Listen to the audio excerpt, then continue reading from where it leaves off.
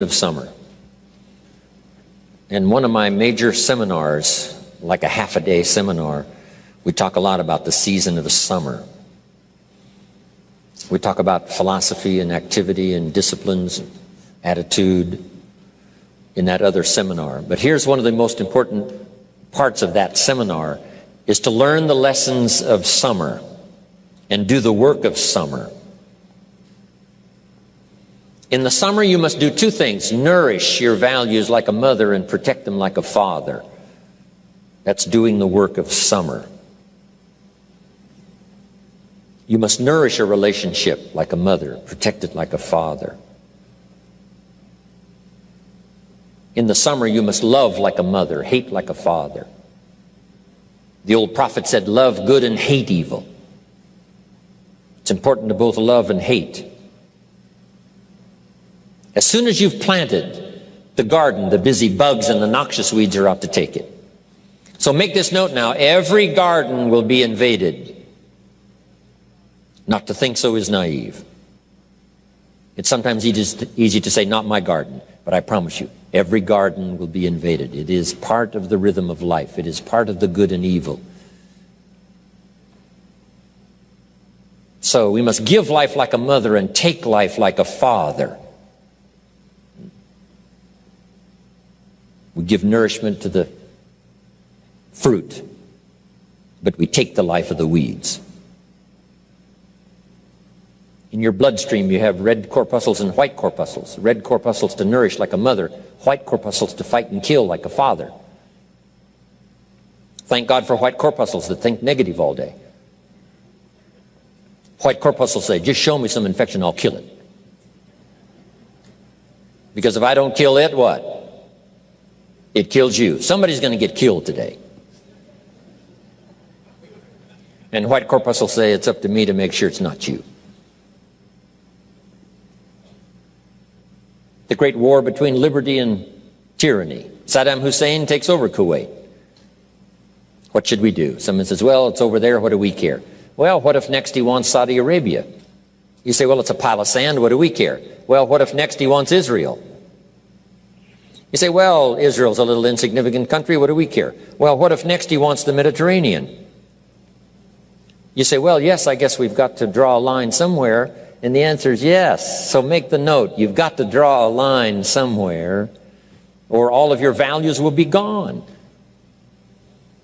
Tyranny has no hope for redemption. Tyranny cannot be rehabilitated. It has to be either destroyed or contained, like illness in your body. It has to either be destroyed or contained, or otherwise it takes the body. So George Bush, our president at the time, was right to put together 500,000 troops from the coalition, go kick Saddam Hussein out of Kuwait. History demands it. Hired Chief White Corpuscle General Schwarzkopf. And got the job done. So the war is on. Make the note, the war is on. In your body as you sit here today, the war is on. Illness trying to defeat your health. Health doing its best to defeat the illness. The war is a push-shove match. That's called the realities of summer. The encroachment of the weeds and the bugs, but the vitality of the fruit in the garden pushing back, and you've got to lend a hand in this battle, in this cause. Good health needs a helping hand.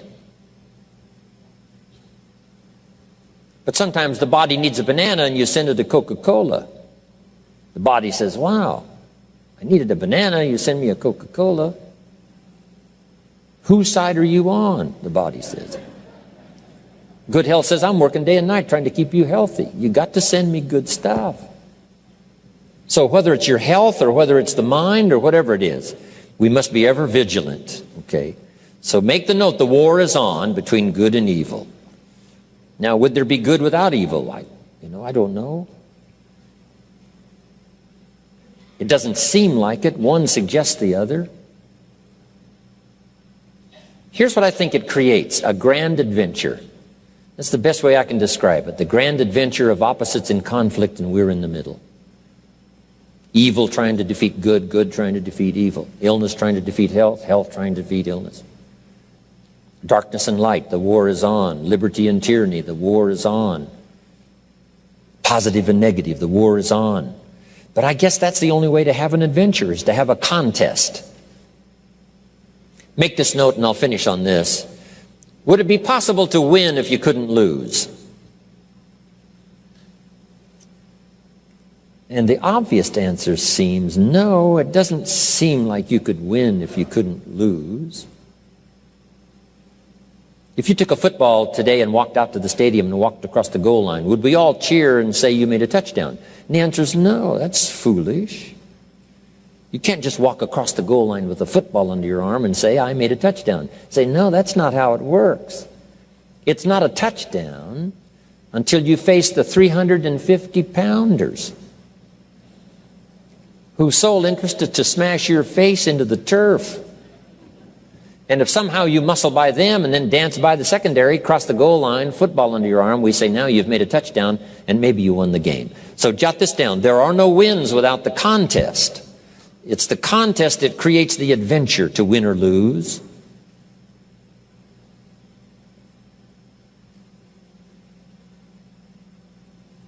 But it's best illustrated now, the contest is best illustrated in the season of summer.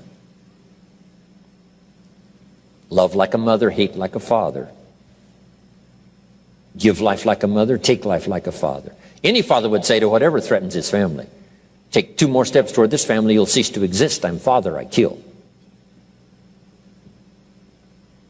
Now, of course, it's possible to love like a father and hate like a mother, just so you get both done in the summer. Nothing more dangerous than an angry mother, especially in the animal kingdom. Mess with mama bear's cubs. If you're a threat, she will kill you. It's that female mother instinct. Kill first, talk later. So beware, mama bear. But that's the nature of life. It's the nature of things. It's the great adventure. So hopefully you've made that note. It is the great adventure. Otherwise, it doesn't seem like there would be a great adventure without opposites in conflict.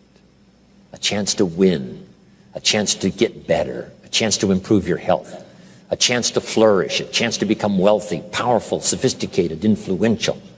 All of that is possible because we're in this contest. Amazing. Now, next is the season of harvest. Winter, spring, work of summer, season of harvest. When will my harvest come? Here's a good answer. In due season. When it's due and if you qualify. When it's due and if you've qualified. The promise of harvest is there. How much depends on how you qualify. How much depends on what you do. But just make the note, harvest always comes. The promise always is fulfilled. When the condition and the promise is both given, when the condition is met, the promise is on the way. The promise of better health, the promise of an extraordinary relationship, the promise of all things unique. Those promises will come. Sometimes they seem to be a little delayed. Sometimes there seems to be interference with the promise that surely is ours. But I promise you, in due time, for those who deserve, the promise is secure. Next, and we're going to finish this after we take a break, but jot these down. The 3 parts to personal development. First is physical.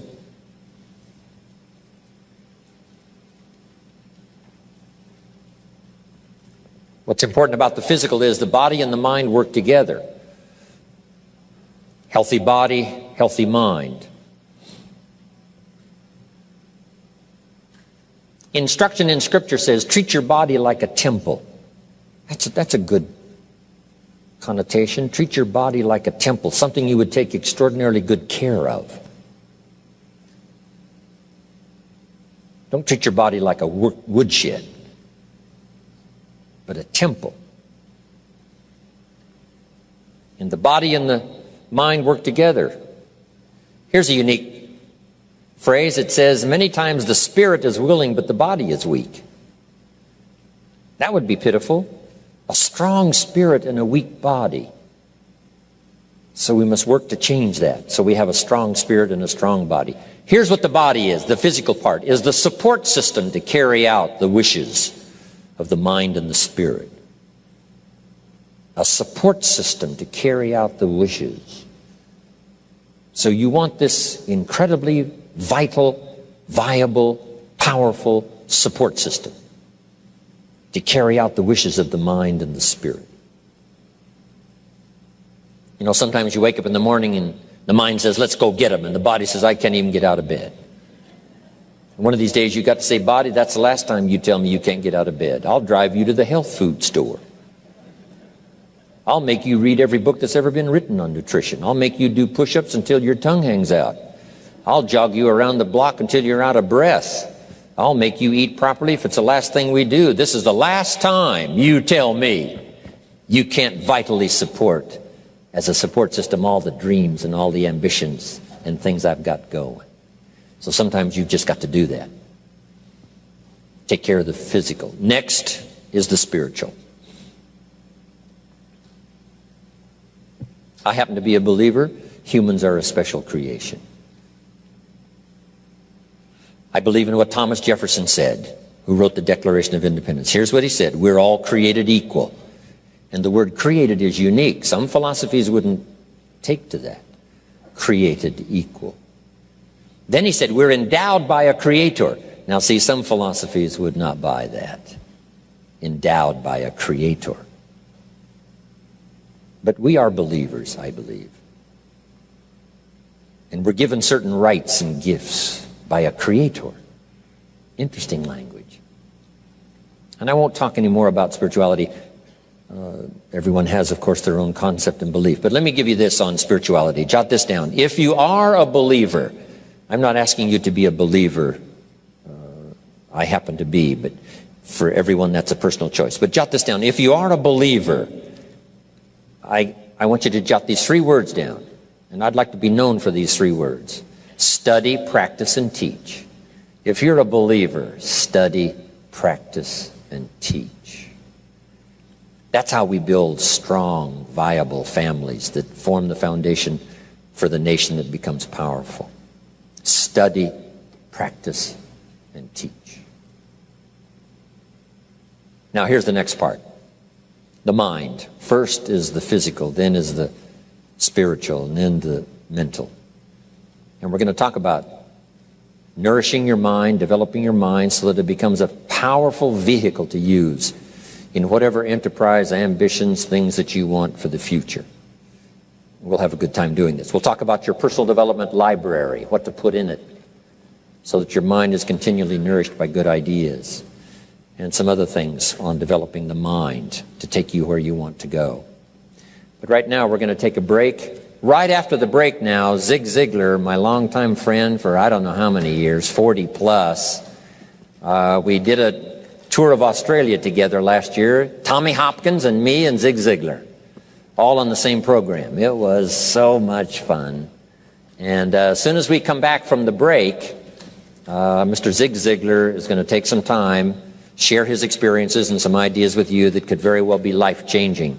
So make sure that you're here. Okay, thank you very much, everybody.